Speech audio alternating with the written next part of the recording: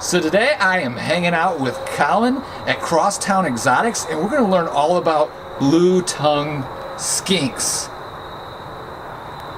Check out that tongue, guys. Colin, tell us a little bit about this guy. Yeah, so this is a northern blue-tongue skink. We can tell that by the orange triangles there on the side of his body. They also have that nice black contrast in between there. But yeah, this is a true Australian species.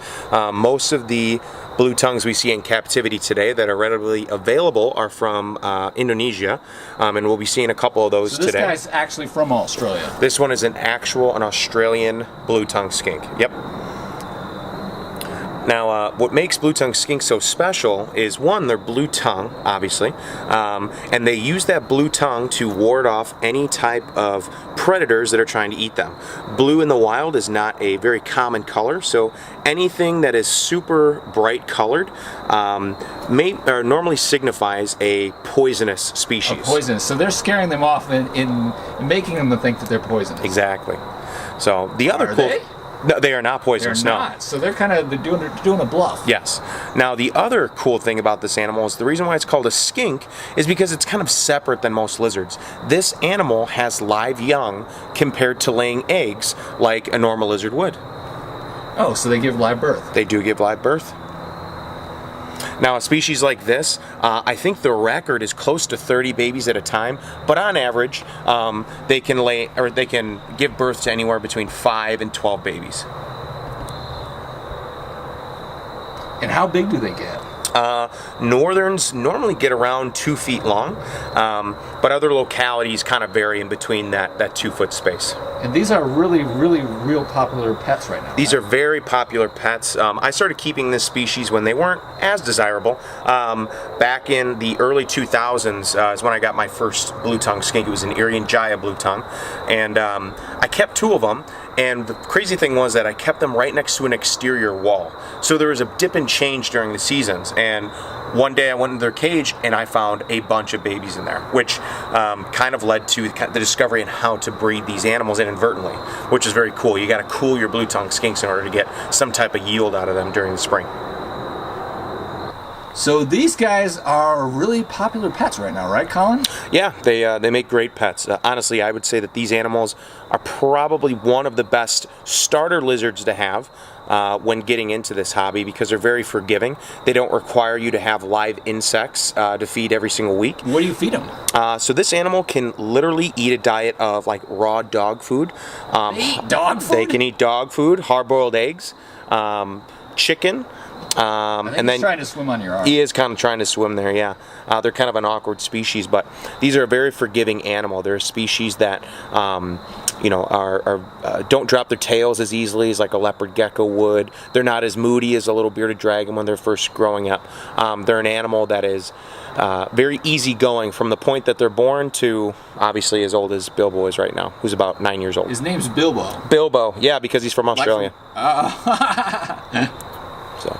So northern blue tongue skinks right now cost anywhere between $300 and a few $1,000s depending on the color variation or morph that you can buy them in. So Bilbo, in the eyes of like a breeder, is really nothing special. He's just a normal, but I think he's beautiful the way that he is. As a baby, he'd probably be around $300 to $350. But there are some very cool coloration patterns where there's all white northerns, there's all black, very cool species that are going for a few $1,000s a piece. Cool. And what other kind of skinks do we have? So for the Australians here in the United States, the ones that are readily available are the northerns. We've got the centralians. We have easterns, some westerns. Your shirt, man. Yeah, I see them. We've got some westerns, and then we've got a lot of Indonesian species. We've got the Maruks, or the Marukis, Irian Jayas. We have Key Islands, and Halmaharas, which we'll see a few of those today. Okay, well let's see what else we got here. Cool. So tell us a little bit about this guy, Colin. So this is a Halmahara blue-tongued skink. This is a species of Indonesian blue-tongued skink. This is as large as they'll get. They'll probably max out around 15 to 16 inches, so they're not super large. But this one does require a lot of humidity. A lot of times you'll see these animals given back to the pet stores because they've got what almost looks like a sty, and that's due to just the dryness. They get a lot of eye irritation if they don't have enough humidity. And it tends to kind of crack their skin, and you'll see some sores on these animals if they're not. So people will bring them back because they think there's something wrong. They think there's something wrong with them. They think it's a sick animal. Kept the humidity. Exactly. The other problem too is that these animals aren't super readily available as captive bred species. A lot of those Indonesian localities are imported still. So some of those animals do have some parasites or other different types of diseases in which could make them, look that way as well. And he's got a really cool looking color pattern. Look at that, guys. Very cool color pattern on that guy. And he's got the red eyes. Yeah. Now this, I believe, to be a female, or sorry, a male, because his head is a little bit more squared off, and he's kind of got some narrow hips here. Normally, the females, you'll see a little bit more width to those hips. And you'll see their heads are not as spade shaped. And you were saying that these give live birth? They do give live birth. Now, a species smaller like this, they are going to yield a smaller clutch or a litter of babies. But yeah, they all have live young. Their gestation normally is around 90 to 120 days. How many babies do they have? This particular species, I would say anywhere between like 5 to 10. 5 to 10? Yes. All right, so we have another blue-tongued skink here. Tell us about this one. Yeah, so this is a baby I produced last year. This is an Irian Jaya, and they're a little bit more of a muddier colored species. Some of them have a nice contrast to them, but the Irian Jayas are said to be kind of like a natural mix of localities. That's why they don't really have a specific unique look, but you can always tell with that kind of murky down banding. There's really no definition to them at all. But all the while, they're still an amazing species. This is the first species of blue tongue that I ever owned, and is honestly one of my favorites. I believe this one to be a female. On this species, they've kind of got this wider head here, a super long torso, and kind of a bigger gut here. So I'm hoping that this whole back is a female.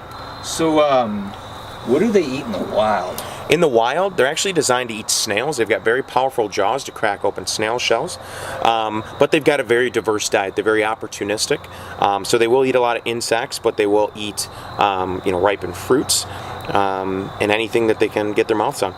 Cool. So, Colin, thanks for showing us all those cool blue-tongued skinks. You're out in the Chicagoland area, right? Yeah, we're out in the Chicagoland area. We're a traveling reptile show, so if you guys are out in the area, check our Facebook, check our website, and see where we're at, and come check us out. Cool, awesome. And you do like parties and shows? Yeah, we do birthday parties, set up in displays. We're a traveling show, so we come to you. If you are in the Chicagoland area and you live here, we also teach classes as well at the Mokina and Frankfurt Park District, so ages 4 to 12. So if that's something you're interested in, I'd definitely sign up for those classes. Cool, awesome. Well, thanks for showing us that. And go out and follow Colin's page, Crosstown Exotics. And new episodes every single day, guys. Wild Charles Show. And thanks, Colin. No problem. Thanks, Charles.